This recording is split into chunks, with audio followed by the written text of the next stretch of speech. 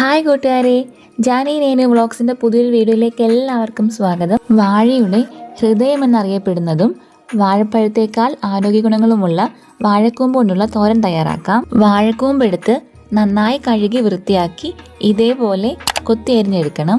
Vitamin A, C, E, potassium, fibre എന്നിവയാൽ സമൃദ്ധമാണ് വാഴക്കൂമ്പ്. വാഴക്കൂമ്പ് അരിഞ്ഞു വെച്ചതിന് ശേഷം നമ്മുടെ കയ്യിലേക്ക് കുറച്ച് വെളിച്ചെണ്ണ ഒഴിച്ച് നന്നായി തിരുമ്മി വെക്കണം. വാഴക്കൂമ്പിൻ്റെ കറ പോകാനാണ് ഇങ്ങനെ ചെയ്യുന്നത്. വാഴക്കൂമ്പിൻ്റെ കൂടെ ചെറിയ കൊഞ്ചും കൂടെ ചേർത്താണ് ഇന്ന് തോരൻ വെക്കുന്നത്. അതിനായിട്ട് കൊഞ്ച് തോടൊക്കെ കളഞ്ഞ് പൊളിച്ച് നല്ല വൃത്തിയാക്കി കഴുകി വെച്ചിട്ടുണ്ട്.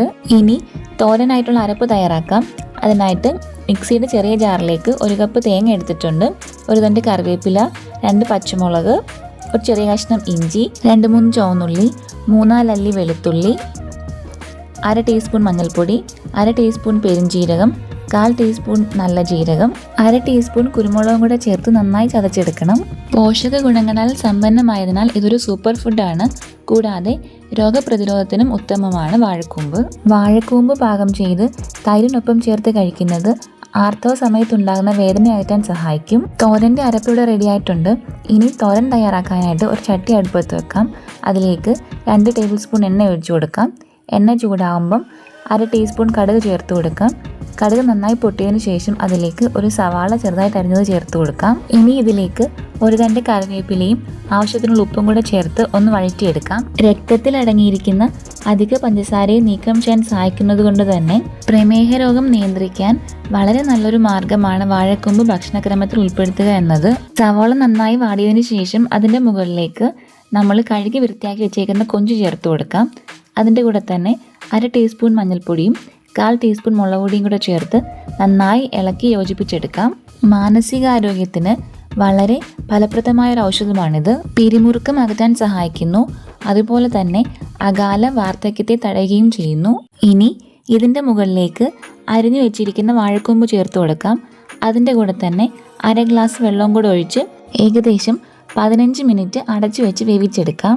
വാഴക്കൂമ്പിൽ അടങ്ങിയിരിക്കുന്ന ഇരുമ്പ് സത്ത് വിളർച്ച അകറ്റാൻ സഹായിക്കുന്നു. വാഴക്കൂമ്പും കൊഞ്ചും നന്നായി വെന്ത് വന്നിട്ടുണ്ട്.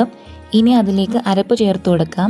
തോരൻ ആവശ്യമുള്ള ഉപ്പും കൂടെ ചേർത്ത് നന്നായി ഇളക്കി യോജിപ്പിച്ച് ഒരു 10 മിനിറ്റും കൂടെ അടച്ചു വെച്ച് വേവിച്ചെടുക്കാം. ക്യാൻസറിനെ പ്രതിരോധിക്കാനുള്ള കഴിവും വാഴക്കൂമ്പിനുണ്ട് എന്നാണ് പഠനങ്ങളിൽ പറയുന്നത്. ധാരാളം ആരോഗ്യ ഗുണങ്ങൾ ഉള്ളതുകൊണ്ട് തന്നെ ഗർഭിണികളുടെ ഭക്ഷണത്തിൽ തീർച്ചയായും ഉൾപ്പെടുത്തേണ്ട ഒന്നാണ് വാഴക്കൂമ്പ്. അതേപോലെ തന്നെ മുലപ്പാൽ വർദ്ധിപ്പിക്കുവാൻ സഹായിക്കുന്നത് കൊണ്ട് തന്നെ പാല് കൊടുക്കുന്ന അമ്മമാരും വാഴക്കൂമ്പ് ഭക്ഷണക്രമത്തിൽ ഉൾപ്പെടുത്തുന്നത് വളരെ നല്ലതായിരിക്കും. സാധാരണയായി എല്ലാവരും ചെറുപയറോ വൻപയറോ ഒക്കെ ചേർത്താണ് വാഴക്കൂമ്പ് തോരൻ വെക്കാറ്. ഇതേപോലെ കൊഞ്ച് ചേർത്തൊന്ന് വാഴക്കൂമ്പ് തോരൻ തയ്യാറാക്കി നോക്കണം. അടിപൊളി ടേസ്റ്റാണ്. വാഴപ്പിണ്ടി തോരൻ വെക്കുന്നതിൻ്റെ ഒരു വീഡിയോ ഞാൻ ഇട്ടിട്ടുണ്ട്. അതിൻ്റെ ലിങ്ക് ഡിസ്ക്രിപ്ഷൻ ബോക്സിൽ കൊടുത്തേക്കാം. കാണാത്തവരുണ്ടെങ്കിൽ ഒന്ന് കയറി കണ്ടു നോക്കണേ. അങ്ങനെ വളരെ രുചികരമായ വാഴക്കൂമ്പ് കൊഞ്ച് തോരൻ ഇവിടെ റെഡി ആയിട്ടുണ്ട്.